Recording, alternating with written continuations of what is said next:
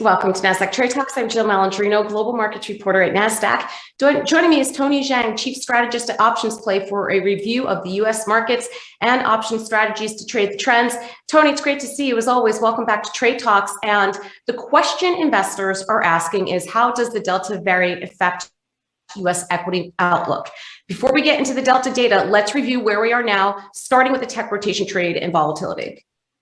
Yeah, so largely, if we look at the price action here from equity markets so far, the answer to that question is that equity investors are not too concerned, as we see most of the major indices, while selling off a little bit here towards the end of last week and the beginning of this year, beginning of this week, have largely recovered some of those losses. So, on balance, when we look at the S&P and the Nasdaq 100 index, both of them are fairly strong, remain strongly in their bullish trend, but momentum is starting to slow down here a little bit. So the risks are building here to the downside, but so far the response has not been particularly strong or very concerned about it. And if we look at VOLQ, the expected volatility, 30-day implied volatility of the Nasdaq 100, it's back into that 18% level here. So expectations of future volatility at the moment is still fairly muted.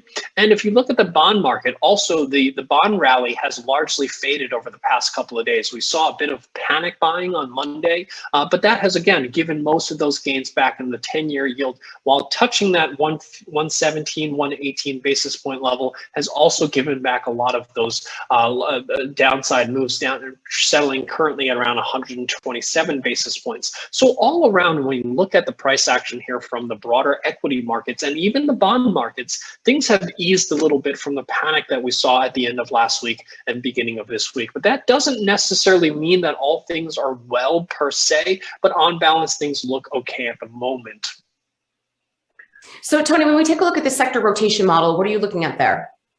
Yeah, so this is one of the things that we have been highlighting here over the past 4 to 5 weeks or so, was the fact that the recent rally, meaning the Nasdaq 100 and the S&P 500 breaking out to new all-time highs over the past 3 to 4 weeks, that was a rally that didn't see a lot of sector rotation. It was mostly just technology and discretionary dragging the markets higher, while the rest of the other 8 or 9 sectors largely did not participate in that rally. And those are one of the concerns that we had about the previous rally, was that there was a lack of rotation, and the health of that is not particularly strong going into a market that's heading into new all-time highs. But over the past week or so, we have started to see a bit of rotation come in. Some of the weaker sectors, industrials, materials, financials, consumer staples, and real estate, have started to move towards the leading category. And then we have seen discretionary, communications, energy, and technology specifically move back into the weakening and lagging category. So the start of rotation is also potentially healthy for the current market rally. So as it pulls back from these all-time highs, as we start to see a little bit of sector rotation, things start to look a little bit more promising here for the outlook here for equities, in my opinion, when we look at these particular data points. But that doesn't necessarily mean that things aren't that things are all clear in the future, because there are some concerns that I think investors should be concerned about and worried about when we look at some of the COVID data. And Tony, let's do that. Let's take a look at the Delta data. This summer's wave is looking reminiscent to one we saw earlier. Yeah, and this is unfortunate because we were really hoping that we were past looking at these COVID charts. But as you can see, the chart on the left, what we have is what we've seen here in the UK.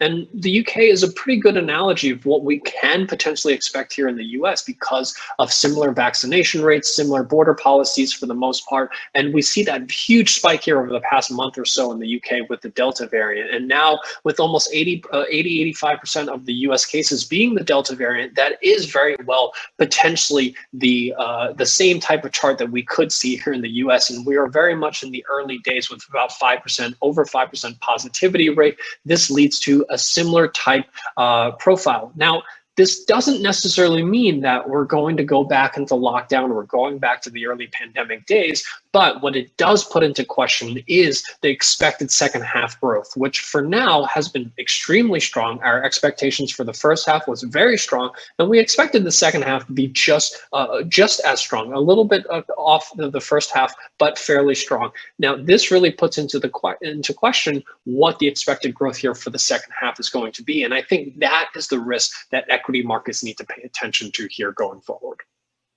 And Tony, our first trade is a portfolio hedge, which is something new for the audience as we typically focus on single stock strategies. Walk us through this. Yeah, this really comes down to the timing.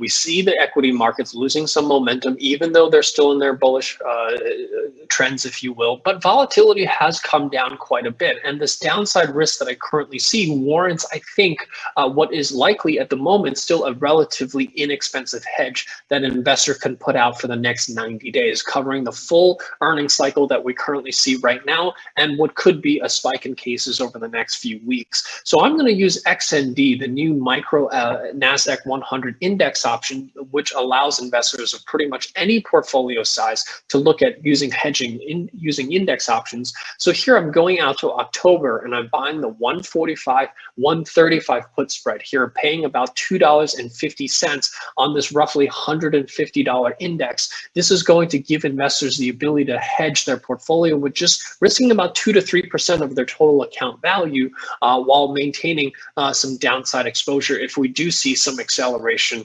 from equities to the downside as if cases start to rise. So the next one I want to take a look at here is AMD, and this is really coming down to a few different things. One, we've been talking about the chip constraints here in the US, chip shortages. We're starting to see evidence of that starting to ease, but this also is a long case in the event that we go perhaps back into more restrictive lockdowns, that some of these chip stocks tend to do well in that particular scenario. So this is kind of taking a small hedge, if you will, with a long position, while AMD, one of the strongest semiconductor stocks that currently in the market, really taking quite a bit of market share here from Intel. So the trade strategy I'm looking to use here is a credit spread. I'm going out to August 27th and I'm selling the 87.80 put spread here, collecting about $2.47, which is just a little bit more than 1/3 of the width that we typically look to collect here on a strategy like this. And Tony, where can US Trade Talks audience members find you? Yeah, so you can find out more about everything that we have to offer, such as the market macro outlook that we provided here, as well as specific individual trade strategies, just like the one that I've laid out here. You can sign up for a free 30-day trial at trade.optionsplay.com/trade talks. All right, Tony, appreciate the insight as always. Thanks for joining us on Trade Talks. I'm Jill Malandrino, Global Markets Reporter at Nasdaq.